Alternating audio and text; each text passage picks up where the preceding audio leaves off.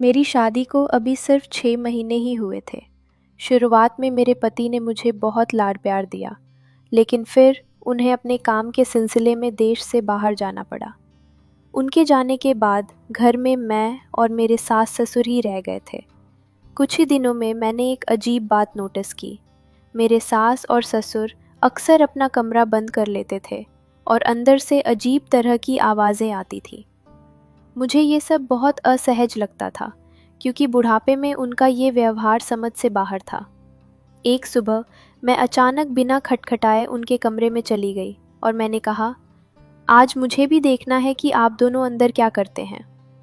वो दोनों मुझे देखकर हक्का बक्का रह गए, क्योंकि ससुर जी अपने कपड़े ठीक कर रहे थे और सासू माँ के हाथ में एक अजीब सी मैगज़ीन थी। वो दोनों किसी बहुत ही गलत। हेलो दोस्तों, आज की इस सनसनीखेज कहानी में आपका स्वागत है। मेरा नाम मीरा है और मैं शहर के एक बहुत ही प्रतिष्ठित और रईस खानदान से हूँ। मैं अपने माता पिता की इकलौती बेटी हूँ। मेरी कॉलेज की पढ़ाई खत्म होते ही मेरे घर वालों को मेरी शादी की चिंता सताने लगी। मुझे भी शादी से कोई दिक्कत नहीं थी, क्योंकि हर लड़की को अपना घर बसाना ही होता है। मेरे पापा मेरे लिए हमारे ही टक्कर का एक अमीर घराना ढूंढ रहे थे। रिश्ते तो बहुत आए, लेकिन मेरे पापा को कोई लड़का जच नहीं रहा था। वो हर किसी में कोई ना कोई नुक्स निकाल देते थे। मैं भी सोचने लगी थी कि क्या मुझे कभी मेरे सपनों का राजकुमार मिलेगा। हमारे पड़ोस में एक सुनीता आंटी रहती थी, जो अक्सर लोगों के रिश्ते तय करवाती थी। एक दिन वो मेरी माँ के पास आई और बोली, बहन, मैं मीरा के लिए एक ऐसा हीरा ढूंढ कर लाई हूँ जो तुम्हें बहुत पसंद आएगा। लड़के का नाम समीर था और उसका कपड़ों का बहुत बड़ा शोरूम था। वो भी अपने माँ बाप का इकलौता बेटा था। फोटो देखते ही समीर मेरे दिल में उतर गया और मेरे पापा को भी उनका खानदान पसंद आ गया। धूमधाम से हमारी शादी हुई और मैं समीर के घर आ गई। शुरुआत के कुछ महीने तो स्वर्ग जैसे थे। समीर मेरा बहुत ख्याल रखते थे, लेकिन फिर एक दिन समीर को बिजनेस बढ़ाने के लिए दुबई जाना पड़ा। वो मुझे बहुत सारा प्यार देकर गए, लेकिन उनके जाते ही घर मुझे खाने को दौड़ने लगा। अपना मन लगाने के लिए मैं घर के कामकाज देखने लगी। एक सुबह मैं बगीचे में टहल रही थी, तभी हमारा पुराना नौकर रामू एक पैकेट लेकर आया। मैंने पूछा, काका ये क्या है? उसने कहा, बहू जी, मालिक का पार्सल है। मैंने देखा, उस पर ससुर जी का नाम था। मैं हैरान थी कि रिटायरमेंट के बाद उन्हें कौन पार्सल भेजता है। मैं उसे खोलने ही वाली थी कि मेरी सास ने आकर चील की तरह वो पैकेट मेरे हाथ से छीन लिया। उनके चेहरे पर घबराहट साफ दिख रही थी। वो बिना कुछ बोले पैकेट लेकर कमरे में गईं और ससुर जी के साथ मिलकर दरवाज़ा लॉक कर लिया। मेरा शक गहरा गया। अगले दिन मैंने देखा ससुर जी बाहर से आए। उन्होंने गर्मी में भी शॉल ओढ़ रखी थी और शॉल के अंदर कुछ छिपा रहे थे। मैंने उनसे पूछना चाहा कि उन्हें कुछ चाहिए तो नहीं, लेकिन वो मुझे नज़रअंदाज करके सीधे कमरे में घुस गए। थोड़ी देर बाद सास भी अंदर गईं और फिर वही दरवाज़ा बंद। मैं दबे पांव उनके दरवाजे पर कान लगाकर सुनने लगी। अंदर से कुछ फुसफुसाने और टीवी चलने की आवाज़ें आ रही थीं। मैं सोच में पड़ गई कि आखिर सास ससुर छिपकर कौन सी फिल्म देखते हैं। रोज़ यही होने लगा। ससुर जी बाहर जाते, कुछ लाते और दोनों कमरे में बंद हो जाते। मेरी बर्दाश्त की हद पार हो गई। एक दिन जैसे ही वो सीडी लेकर कमरे में गए, मैं भी पीछे पीछे घुस गई। मैंने गुस्से में कहा, आप दोनों रोज़ दरवाज़ा बंद करके क्या करते हैं? समीर घर पर नहीं है, मैं भी बोर होती हूँ। मुझे भी आप लोगों के साथ शामिल होना है। मुझे वहाँ देख उनके होश उड़ गए। ससुर जी ने तुतलाते हुए कहा, बहू, हम तो बस पुरानी यादें ताज़ा कर रहे थे, तुम ये सब नहीं देख सकती। मैंने जिद की, क्यों? अगर आप देख सकते हैं तो मैं क्यों नहीं? लेकिन उन्होंने मुझे डांट कर कमरे से बाहर निकाल दिया। अब मुझे यकीन हो गया था कि दाल में कुछ काला नहीं, बल्कि पूरी दाल ही काली है। मैंने ठान लिया कि सच पता करके रहूंगी।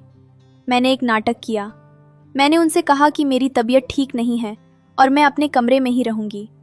उन्हें लगा मैं सो रही हूँ, लेकिन मेरी नज़र उन पर ही थी। कुछ दिन बाद ससुर जी ने कहा कि उनके घुटनों में बहुत दर्द है, वो बाहर नहीं जा सकते। मुझे पता था वो झूठ बोल रहे हैं। जब मैंने सवाल किया तो वो मुझ पर भड़क गए। बड़ों की बातों में दखल मत दिया करो। उनकी आंखों में उस दिन मैंने डर और गुस्सा दोनों देखा। उसी रात मुझे घर के बाहर कुछ आहट हुई। मैंने खिड़की से देखा तो 2 नकाबपोश आदमी गेट पर खड़े थे। मैं डर गई। मैं नीचे जाने ही वाली थी कि किसी ने पीछे से मेरे मुंह पर कपड़ा रख दिया और मैं बेहोश हो गई। सुबह जब आँख खुली तो मैं अपने बिस्तर पर थी। मेरा सर भारी था। मैंने सास ससुर को रात वाली बात बताई तो उन्होंने कहा, तुम्हें वहम हुआ है मीरा, तुम तनाव में हो। चौकीदार ने भी यही कहा कि रात को कोई नहीं आया था। मुझे समझ आ गया कि इस घर में मेरे खिलाफ कोई साजिश चल रही है। शाम को ससुर जी चुपके से घर से निकले। समीर के आने में अभी 2 दिन बाकी थे। मैंने ससुर जी का पीछा किया। वो एक इलेक्ट्रॉनिक्स की दुकान में गए और वहाँ से एक पेन ड्राइव लेकर निकले। मैं भी उस दुकान में गई, लेकिन दुकानदार को देखकर मुझे लगा कि अभी पूछताछ करना ठीक नहीं है। मैं एक खाली पेन ड्राइव खरीद कर वापस आ गई। घर आकर देखा तो उनका कमरा फिर बंद था। अब मेरे सब्र का बांध टूट चुका था। अगले दिन का प्लान मैंने तैयार कर लिया था।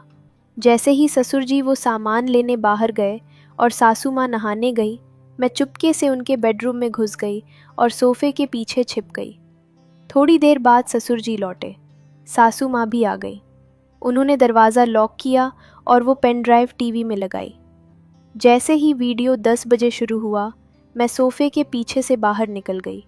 चला, मेरी रूह कांप गई। वो कोई गंदी फिल्म नहीं थी, बल्कि उसमें लड़कियों के वीडियो थे जो मदद की गुहार लगा रही थी।